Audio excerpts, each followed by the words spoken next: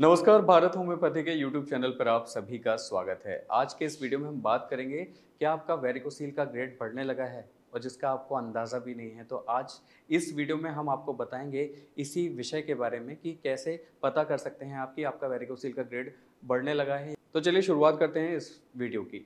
आपको पता भी नहीं है कि आपका वेरिकोसील का ग्रेड धीरे धीरे बढ़ता चला जा रहा है। परेशानी जब हद से ज़्यादा बढ़ने लग जाती है तब आपको पता चलता है कि आप वेरिकोसील के ग्रेड 2 में हैं, 3 में हैं या फिर 4 में हैं।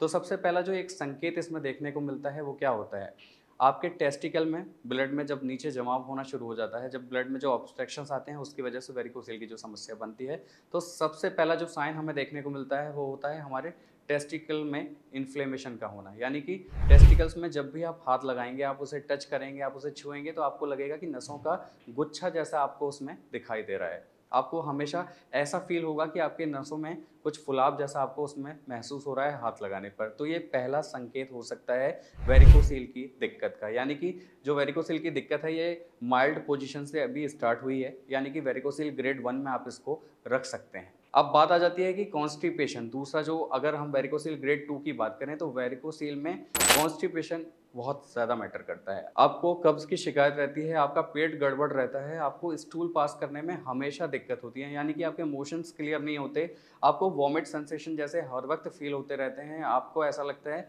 कि आपके जो मोशंस के टाइम पर आपको हमेशा ऐसा लगता है कि आपको बहुत प्रेशर लगाना पड़ रहा है, जिसमें होता क्या है आपका पेल्विक एरिया पूरी तरह से स्वेल्ड होना शुरू हो जाता है, जिसकी वजह से टेस्टिकल प्रभावित होना शुरू हो जाते हैं। तो ये जो दिक्कत है ये आगे जाके बनने लग जाती है वेरिकोसील ग्रेड 2 की पोजीशन पर।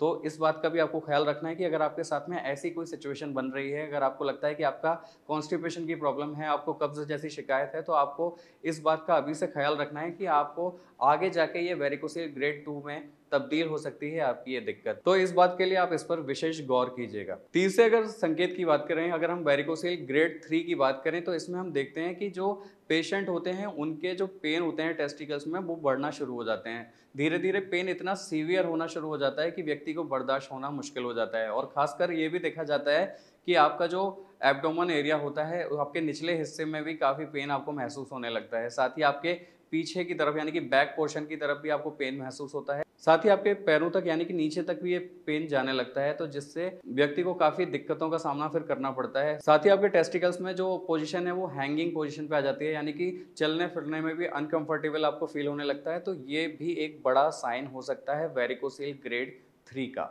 इससे आप अंदाज़ा लगा सकते हैं कि आप वेरिकोसील ग्रेड 3 की पोजीशन पर आ चुके हैं। तो इस बात का भी आपको ख्याल रखना है।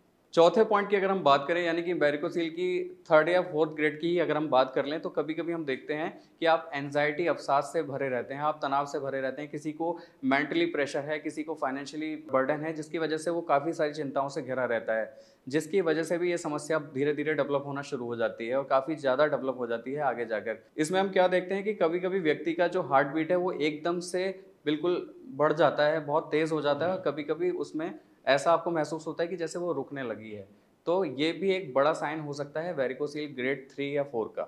साथ ही वेरिकोसील के ग्रेड 3rd 4th की अगर हम बात करें तो एक जो चीज़ हम नॉर्मली देखते हैं मेल इनफर्टिलिटी की प्रॉब्लम, यानी कि आपको इरेक्टाइल की प्रॉब्लम आपको देखने को मिल रही है, आपको लो स्पर्म काउंट की समस्या देखने को मिल रही है, आपको ऐसा लग रहा है कि आपके इरेक्शन में कमी आने लगी है, आपकी सेक्सुअल डिज़ायर है उसमें भी आपको कमी देखने को मिल रही है। तो ये सारे संकेत भी आपको बताते हैं कि जो आपकी वेरिकोसील की जो समस्या है वो काफ़ी सीवियर हो चुकी है, यानी कि माइल्ड से एक जो ग्राफ है उसका सीवियर तक पहुंच चुका है, यानी कि ये वेरिकोसील के ग्रेड 4 पर आप आ चुके हैं। तो इस बात के लिए भी आपको इस चीज़ों का ख्याल रखना है और इन सारे संकेतों के द्वारा आप जान सकते हैं कि आप वेरिकोसील के ग्रेड 1 पर चल रहे हैं, ग्रेड 2 पर चल रहे हैं, ग्रेड 3 पर चल रहे हैं या फिर ग्रेड 4 पर चल रहे हैं।